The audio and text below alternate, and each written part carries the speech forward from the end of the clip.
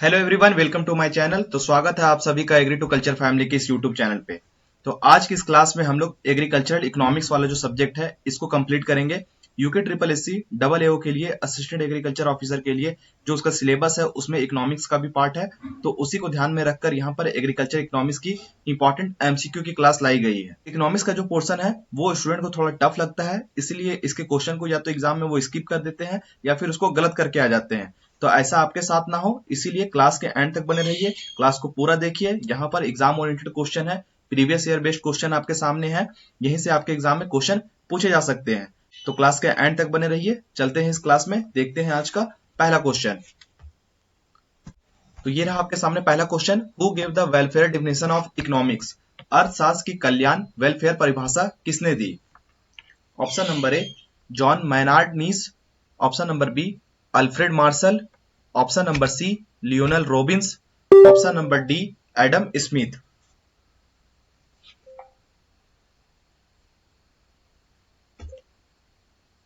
तो यहाँ पे वेलफेयर डेफिनेशन की बात करेंगे तो इसका जो सही आंसर हो जाएगा वो आपका option number B Alfred Marshall. यहाँ पे जो सही आंसर होगा वो है आपका ऑप्शन नंबर बी। यहाँ पर कुछ इकोनॉमिक्स और डेफिनेशन की बात दी हुई है कि इकोनॉमिक्स के किस डेफिनेशन को कौन सा इकोनॉमिक्स यहाँ पर दिए हैं, जिसमें पहला है एडम स्मिथ। एडम स्मिथ के द्वारा यहाँ पर वेल्थ डेफिनेशन, एडम स्मिथ के द्वारा यहाँ पे कौन सा डेफिनेशन, वेल्थ जो डेफिनेशन इकोनॉमिक्स का वो एडम स्मिथ के द्वारा दिया गया। अल्फ्रेड मार्शल के द्वारा यहाँ पे वेलफेयर डेफिनेशन जो अभी हम लोगों ने क्वेश्चन में देखा। लियोनल रॉबिन्स के द्वारा यहाँ पे scarcity definition of economics. Paul Samuelson के द्वारा यहाँ पे ग्रोथ मॉडर्न डेफिनेशन, जो मॉडर्न डेफिनेशन है वो पॉल सैमुअल्सन के द्वारा दिया गया। तो यहाँ पे डेफिनेशन इकोनॉमिक्स को भी आप लोग याद रखेंगे, यहाँ से आपके एग्जाम में क्वेश्चन बन सकते हैं। तो ये इसका पहला क्वेश्चन था। चलते हैं नेक्स्ट क्वेश्चन पे। नेक्स्ट क्वेश्चन है who gave the scarcity definition widely accepted most scientific definition of economics?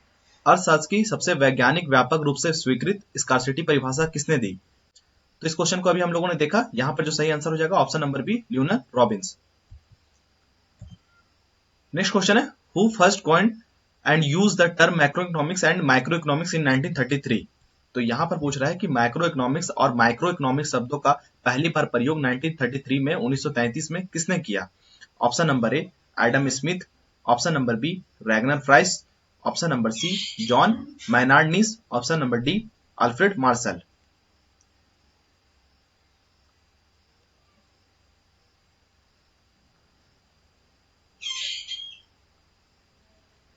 तो यहाँ पे 1933 में मैक्रो इकोनॉमिक्स और माइक्रो इकोनॉमिक्स के बारे में जो इस टर्म को पहली बार जिसने कॉइन किया वो है रैगनर फ्राइस। इसका जो सही answer option number B. Next question की बात करेंगे यहाँ पर। तो Adam Smith is known as the father of economics because, Adam Smith को अर्थशास्त्र के जनक फादर ऑफ इकोनॉमिक्स क्यों कहा जाता है?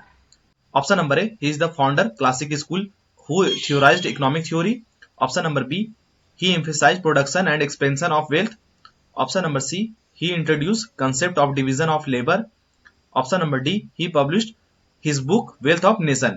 तो यहाँ पे क्या रीजन है, क्या कारण है जिसके कारण जो एडम स्मिथ है इनको फादर ऑफ इकोनॉमिक्स कहा जाता है?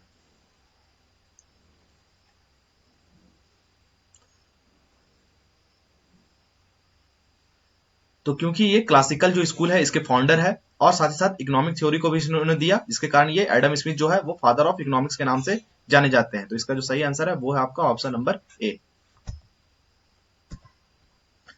नेक्स्ट क्वेश्चन की यहाँ पर बात करेंगे which of the following is a market reform introduce to connect mandis through a uniform platform? काफी अच्छा क्वेश्चन यहाँ पर पूछ रहा है कि निम्नलिखित में से कौन सा बाजार सुधार, मार्केट रिफॉर्म देश भर की मंडियों को एक समान ऑनलाइन प्लेटफॉर्म से जोड़ने के लिए शुरू किया गया है? Option number A AgriStack, option number B PM Kisan, option number C e NAM, option number D PMFBY.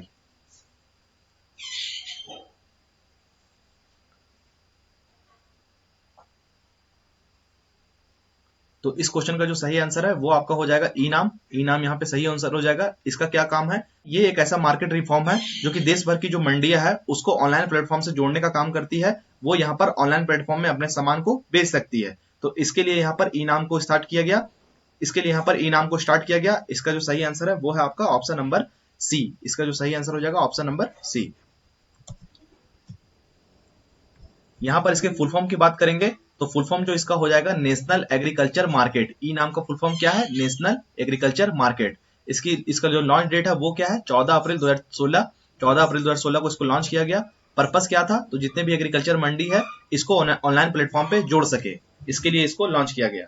ठीक है, नेक्स्ट क्वेश्चन की यहाँ पर बात करेंगे, what is the full form of AIF related to agricultural infrastructure. कृषि अवसंरचना agriculture infrastructure के संदर्भ में AIF का पूर्ण रूप क्या है। Option number A agricultural information fund, option number B agricultural investment framework, option number C agriculture infrastructure fund, option number D agricultural incentive facility. तो यहाँ पे AIF का फुल फॉर्म पूछ रहा है आपसे।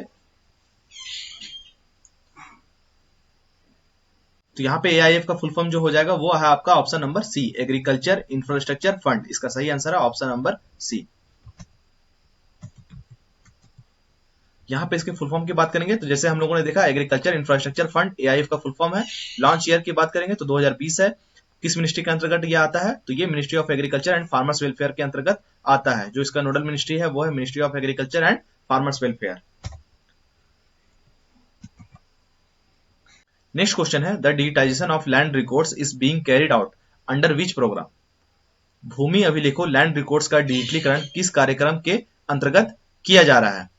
Option number A DIL RMP, option number B DBT agri portal, option number C e Mitra, option number D PM Gati शक्ति। तो इस क्वेश्चन में क्या कहा जा रहा है, जितने भी भूमि अभिलेख है लैंड रिकॉर्ड्स है इसको डिजिटलीकरण करने के लिए यहाँ पर किसका यूज किया जा रहा है।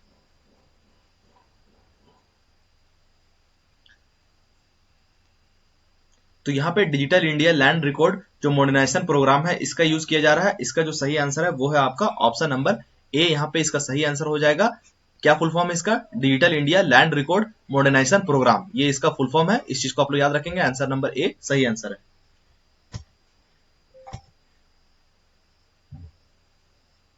नेक्स्ट क्वेश्चन है, which branch of economics studies the economic behaviour of an individual farmer. अर्थशास्त्र की कौन सी शाखा एक व्यक्तिगत किसान के आर्थिक व्यवहार का अध्ययन करती है। Option number A micro economics, option number B micro economics, option number C public economics, option number D international economics. तो इस क्वेश्चन में क्या कह रहा है, यहाँ पर किसानों की आर्थिक व्यवहार, व्यक्तिगत किसान के आर्थिक व्यवहार का अध्ययन जो है अर्थशास्त्र के कौन सी शाखा में करते हैं।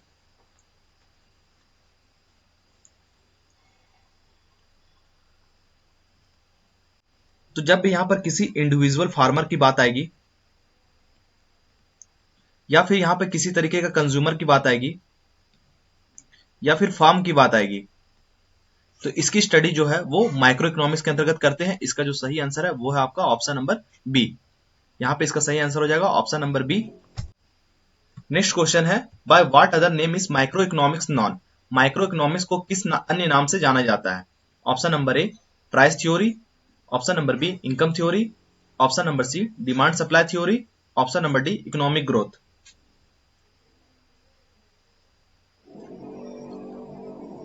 तो यहाँ पे माइक्रो इकोनॉमिक्स का जो अदर नाम है वो है प्राइस थ्योरी। इसका जो सही आंसर है option number A. Next question है, which branch of economics studies national income, inflation and unemployment. तो काफी इंपॉर्टेंट क्वेश्चन है ये कि राष्ट्रीय आय, मुद्रास्फीति, इन्फ्लेशन और बेरोजगारी का अध्ययन किस शाखा में किया जाता है। Option number A micro economics, option number B micro economics, option number C farm management, option number D production economics.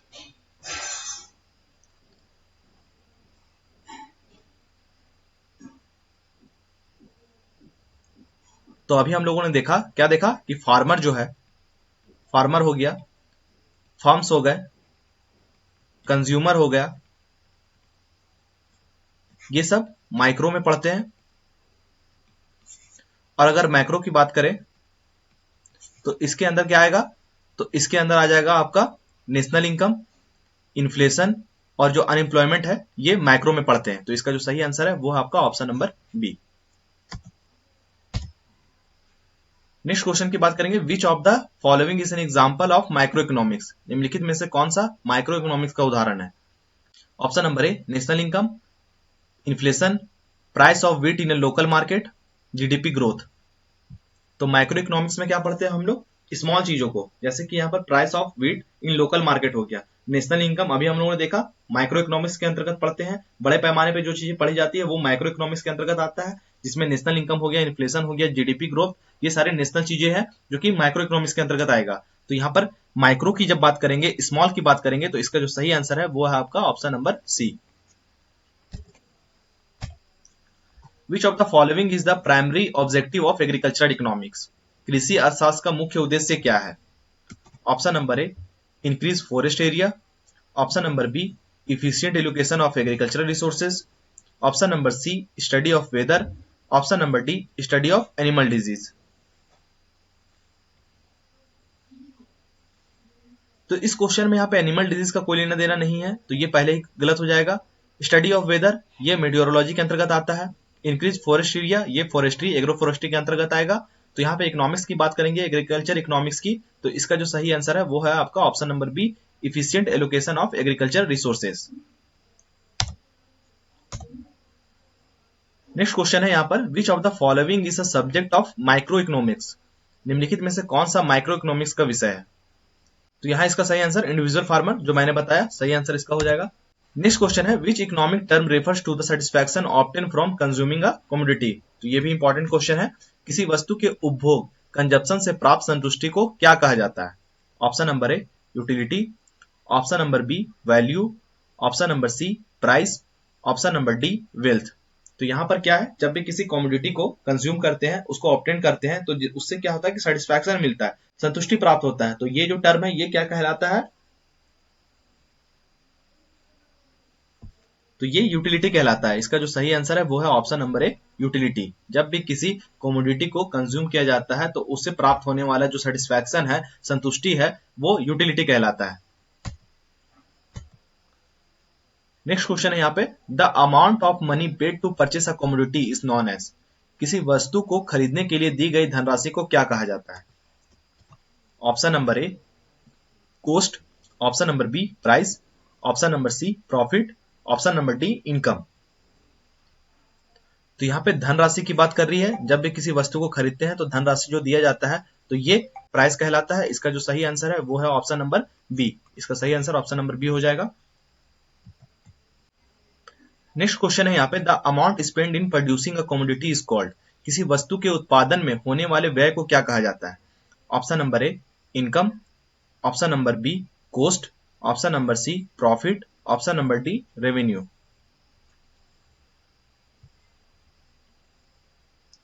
तो जब भी किसी वस्तु का उत्पादन होता है तो उसमें जो व्यय लगता है वो कोस्ट कहलाता है। इसका जो सही आंसर है वो है आपका ऑप्शन नंबर बी। तो किसी भी वस्तु के उत्पादन में यहाँ पे दो तरह के कोस्ट काम करते हैं, जिसमें पहला है वेरिएबल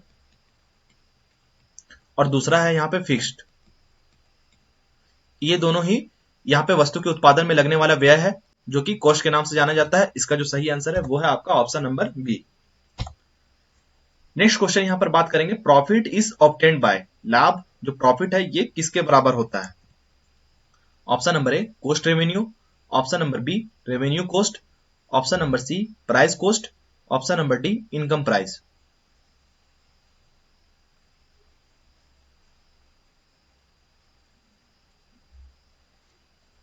तो यहाँ पे प्रॉफिट किसके बराबर होता है? तो प्रॉफिट यहाँ पर बराबर होता है रेवेन्यू माइनस कॉस्ट के। इसका जो सही आंसर है वो है आपका ऑप्शन नंबर बी।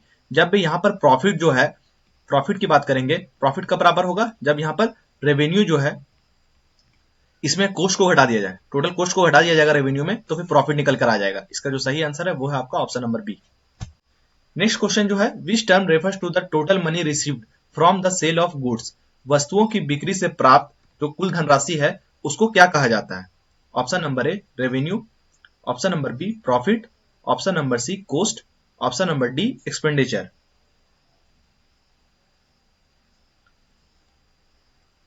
तो यहाँ पे सेल्स ऑफ गुड जो है, वस्तुओं की बिक्री से जो प्राप्त जो धनराशि होता है, जो धनराशि प्राप्त होता है वो यहाँ पर रेवेन्यू कहलाता है। इसका जो सही आंसर है वो ऑप्शन नंबर ए हो जाएगा। नेक्स्ट क्वेश्चन है which of the following is the reward for capital? पूंजी कैपिटल का प्रतिफल रिवॉर्ड क्या कहलाता है? Option number A rent, option number B interest, option number C wages, option number D profit.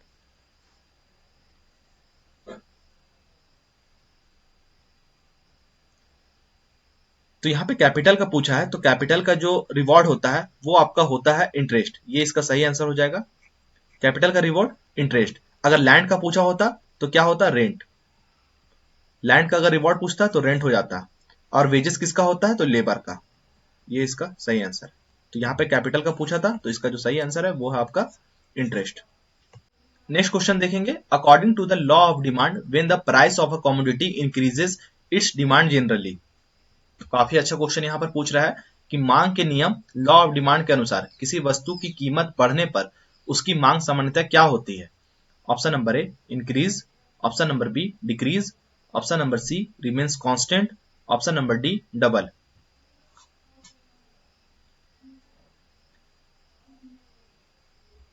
तो इस क्वेश्चन को ध्यान से देखेंगे, यहाँ पर क्या कह रहा है, लॉ ऑफ डिमांड जो है ये कह रहा है कि जो प्राइस है, यहाँ पर प्राइस जो है किसी कमोडिटी का इंक्रीज हो रहा है।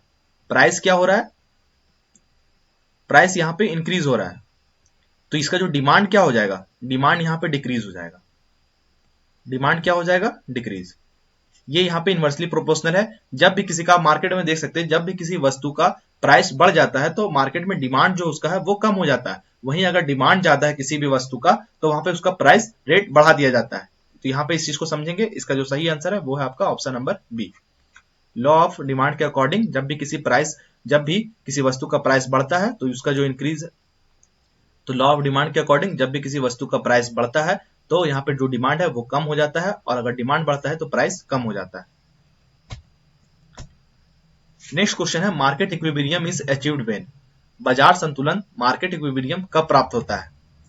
Option number A demand greater than supply, option number B supply greater than demand, option number C demand equal to supply, option number D price equal to cost. Next question है यहाँ पे, which of the following is an exception to the law of demand. तो यहाँ पे law of demand का जो exception क्या है, अपवाद क्या है यहाँ पे? Option number A normal goods, option number B inferior goods, गिवन गुड्स, एग्रीकल्चर गुड्स। तो यहाँ पे कौन सा यहाँ पे अपवाद है लॉ ऑफ डिमांड का?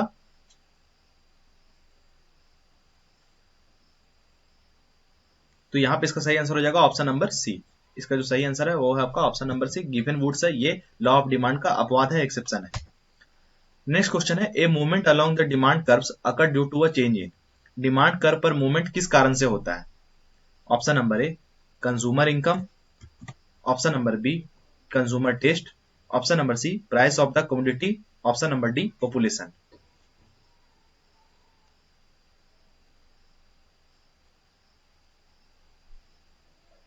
तो यहाँ पे सिर्फ मूवमेंट का बात कर रहा है, चेंजिंग का बात कर रहा है, तो इसीलिए इसका सही आंसर होगा ऑप्शन नंबर सी। जब डिमांड कर्व में यहाँ पे सिर्फ चेंज देखने को मिलता है तो प्राइस ऑफ द कमोडिटी के कारण ये चेंज, ये मूवमेंट होता है। और अगर यहाँ पर कर्व के शिफ्ट होने की बात करता, मूवमेंट के बजाय शिफ्ट होने का बात करता, तो वो इनकम और कंज्यूमर के टेस्ट के कारण होता है। शिफ्टिंग की बात करेगा तो कंज्यूमर टेस्ट या फिर इनकम इसका सही आंसर होगा। यहाँ पे मूवमेंट और चेंज की बात करेगा कर्व में तो प्राइस ऑफ द कमोडिटी इसके लिए रिस्पॉन्सिबल होता है। इसका जो सही आंसर है वो है आपका option number C. Next question है, a rightward shift in the demand curve indicates. Demand curve का दाईं ओर राइटवर्ड शिफ्ट क्या दर्शाता है? Option number A decrease in demand, option number B increase in demand, option number C decrease in supply, option number D increase in price.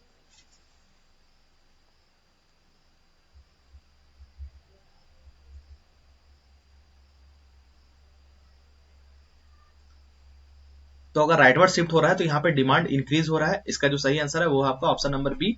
जब भी यहाँ पर राइट के साइड अगर शिफ्ट किया जाएगा तो ये इंक्रीज होगा, डिमांड यहाँ पर इंक्रीज होगा। वहीं अगर लेफ्ट के साइड होता तो डिक्रीज होता। नेक्स्ट क्वेश्चन है, elasticity of demand is measured by the ratio of. Elasticity of demand किस अनुपात रेशियो में मापी जाती है? Option number A percent change in price upon percent change in demand, option number B percent change in demand upon percent change in price, option number C demand upon supply, option number D price upon quantity. तो यहाँ पर elasticity of demand जो है इसको किस अनुपात में मापा जाता है?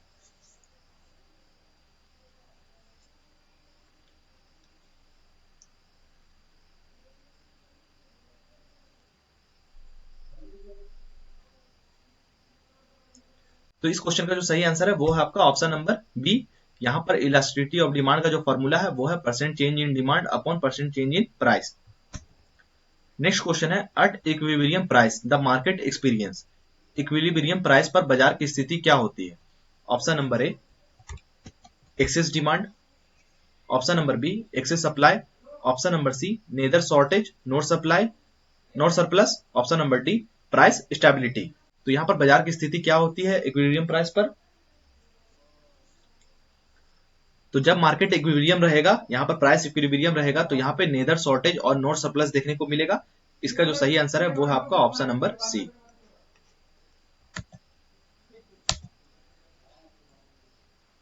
नेक्स्ट क्वेश्चन है यहाँ पे, which of the following pair is correctly match? निम्नलिखित में से कौन सा युग्म सही सुमेलित है?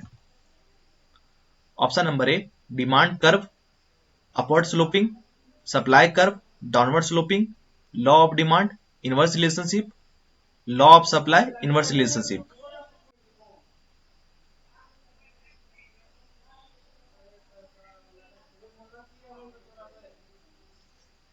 तो यहाँ पे जो सही आंसर होगा वो है आपका option number C. Law of demand की बात करेंगे तो ये इनवर्स रिलेशनशिप दिखाता है। इसमें क्या होता है कि जब भी किसी वस्तु का प्राइस बढ़ता है तो डिमांड कम हो जाती है, और प्राइस घटता है तो डिमांड बढ़ जाती है। ये चीज यहाँ पर देखने को मिलता है, उल्टा ही यहाँ देखने को मिलता है। इसीलिए इसका जो सही आंसर है वो है आपका option number C. Next question है, which of the following cost remains unchange irrespectively of the level of production? उत्पादन की मात्रा बदलने पर कौन सी लागत अपरिवर्तित रहती है? Option number A variable cost, option number B marginal cost, option number C fixed cost, option number D average cost.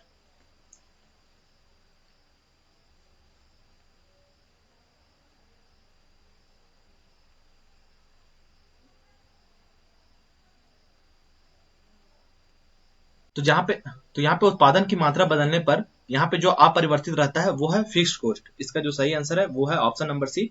Fixed cost में यहाँ पे किसी तरीके का कोई चेंजिंग नहीं देखने को मिलेगा। फिक्स्ड कॉस्ट का मतलब ही होता है कि अगर प्रोडक्शन हो चाहे ना हो, यहाँ पे इसका कोई मतलब नहीं है, वो हमेशा फिक्स्ड रहेगा। ठीक है। नेक्स्ट क्वेश्चन है, which of the following is an example of variable cost? निम्नलिखित में से कौन सा वेरिएबल कॉस्ट का उदाहरण है?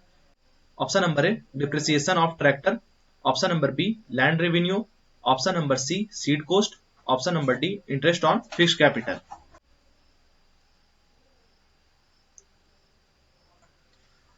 तो जो डिप्रिसिएशन ऑफ ट्रैक्टर है ये फिक्स रहेगा, लैंड रेवेन्यू है ये भी फिक्स रहेगा, इंटरेस्ट ऑन फिक्स कैपिटल है ये भी फिक्स रहेगा। तो जो सीड कॉस्ट है ये वेरिएबल है, ये आपका वेरिएबल में आएगा। इसका जो सही आंसर है वो है आपका ऑप्शन नंबर सी। ठीक है। नेक्स्ट क्वेश्चन है, total cost TC is equal to, कुल लागत टोटल कॉस्ट किसके बराबर होती है? Option number A fixed cost plus profit, option number B variable cost plus revenue, option number C fixed cost plus variable cost, option number D average cost plus marginal cost. तो यहाँ पे total cost किसके equal होता है?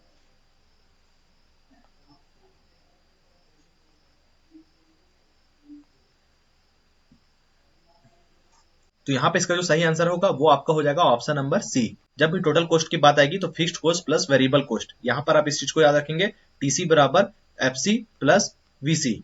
यहाँ पर total cost बराबर fixed cost plus variable cost, ये इसका फॉर्मूला है। इसी चीज को आप लोग याद रखेंगे। इसका जो सही आंसर है वो है आपका option number C. Next question है यहाँ पे, average cost AC is calculated by. Average cost AC की गणना किस प्रकार की जाती है? Option number A total cost divide by total output, option number B total output divide by total cost, option number C fixed cost divide by variable cost, option number D variable cost divide by output.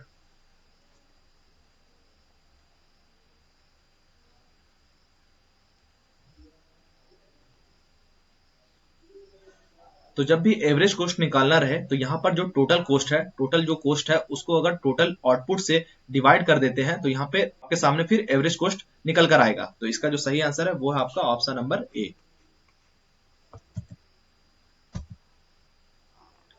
Next question है, marginal cost refers to. Marginal cost का क्या तात्पर्य है, क्या मतलब है? Option number A cost of total production, option number B cost of producing one additional unit, option number C average cost of production, option number D cost of fix asset.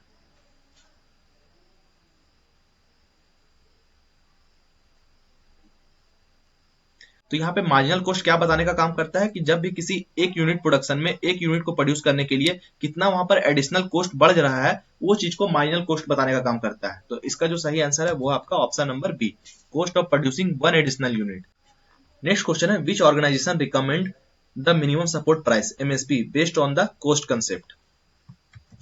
Coast concept के आधार पर minimum support price MSP की सिफारिश कौन सा संगठन करता है?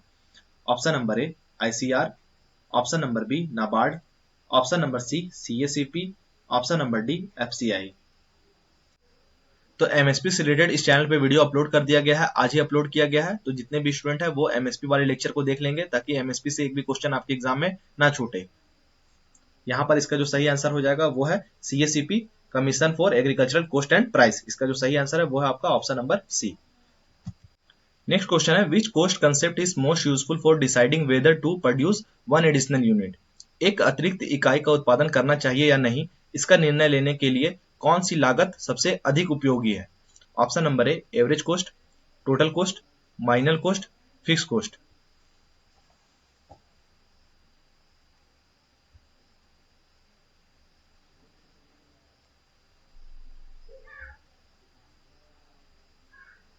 तो यहाँ पर इसका सॉल्यूशन अभी हम लोगों ने देखा कि जब भी एक यूनिट या फिर एक इकाई की बात करेंगे, उत्पादन का बात करेंगे, तो उसमें यहाँ पर कॉस्ट में क्या चेंजिंग देखने को मिलता है, ये मार्जिनल कॉस्ट कहलाता है। इसका जो सही आंसर है वो है आपका option number C, marginal cost.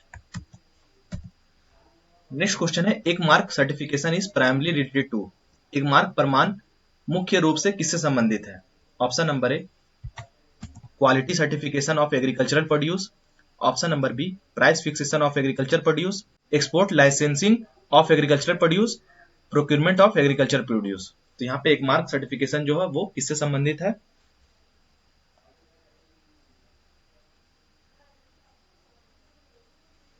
तो ये जो सर्टिफिकेशन है ये क्वालिटी से संबंधित है। इसका जो सही आंसर है वो है आपका option number A quality certification of agriculture produce. जितने भी एग्रीकल्चर का प्रोडक्शन होता है, प्रोड्यूस जो है, उसके क्वालिटी के लिए यहाँ पे सर्टिफिकेशन दिया जाता है, जो कि एक मार्क सर्टिफिकेशन होता है। तो इसका जो सही आंसर है वो है आपका option number A. Next question है Agmark standards are prescribed under which act. Agmark मानक किस अधिनियम के अंतर्गत निर्धारित किए जाते हैं?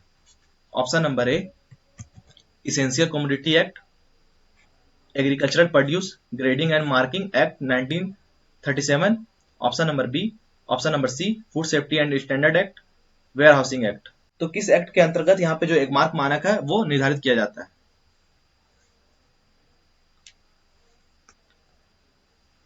तो इस क्वेश्चन का यहाँ पे सही आंसर हो जाएगा आपका ऑप्शन नंबर बी 1937 एक्ट जो है grading and marking agriculture produce, इस अधिनियम के अंतर्गत यहाँ पे इसका निर्धारण किया जाता है। नेक्स्ट क्वेश्चन है the main objective of a regulated market is to. Regulated market का मुख्य उद्देश्य क्या है? Option number A increase export of crops, option number B protect farmer from exploitation by middleman, option number C increase import of good grains food grains, option number D promote food processing industry. तो regulated market का यहाँ पर main objective क्या है?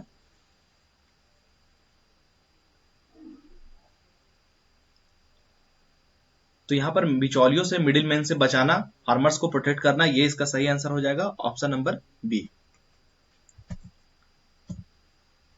Next question है APMC stands for. APMC का पूर्ण रूप क्या है?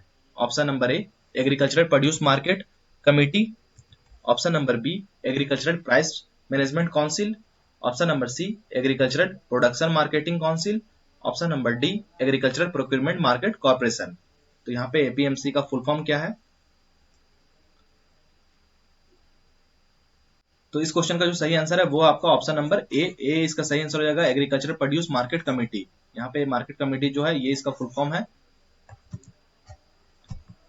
नेक्स्ट क्वेश्चन है which function of agricultural marketing creates place utility. कृषि विपणन का कौन सा कार्य प्लेस यूटिलिटी उत्पन्न करता है? Option number A storage, option number B transportation, option number C grading, option number D financing.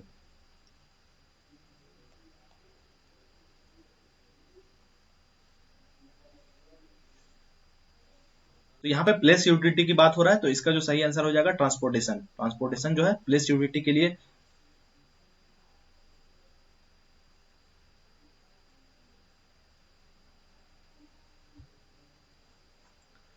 Transportation से क्या होता है? ट्रांसपोर्टेशन से क्या होता है? ट्रांसपोर्टेशन से जितने भी प्रोडक्ट है जो प्रोडक्शन एरिया से जो कंज्यूमर है वहां तक पहुंचाया जाता है, मार्केट तक पहुंचाया जाता है। तो ये ट्रांसपोर्टेशन के द्वारा होता है जो कि प्लेस यूटिलिटी क्रिएट करता है। इसका जो सही आंसर है वो आपका option number B. Next question है which of the following pairs is collectively match. निम्नलिखित में से कौन सा युग्म सही सुमेलित है? Option number A Agmark quality certification, option number B MSP export promotion, option number C eNAM crop insurance, option number D APMC seed production. तो इस क्वेश्चन का जो आंसर है आप कमेंट बॉक्स में देंगे, ये आप लोग के लिए होमवर्क है। और यहाँ पर एक चीज और बताना है, जो क्रॉप इंश्योरेंस है इसके लिए यहाँ पे कौन सा स्कीम है इसका नाम भी आपको बताना है, ठीक है। नेक्स्ट क्वेश्चन है, what is the full form of DGFT? DGFT का पूर्ण रूप क्या है? Option number A director general of fertilizer trade, option number B department of global farming and trade, option number C director general of foreign trade, option number D digital governance of farmers and traders.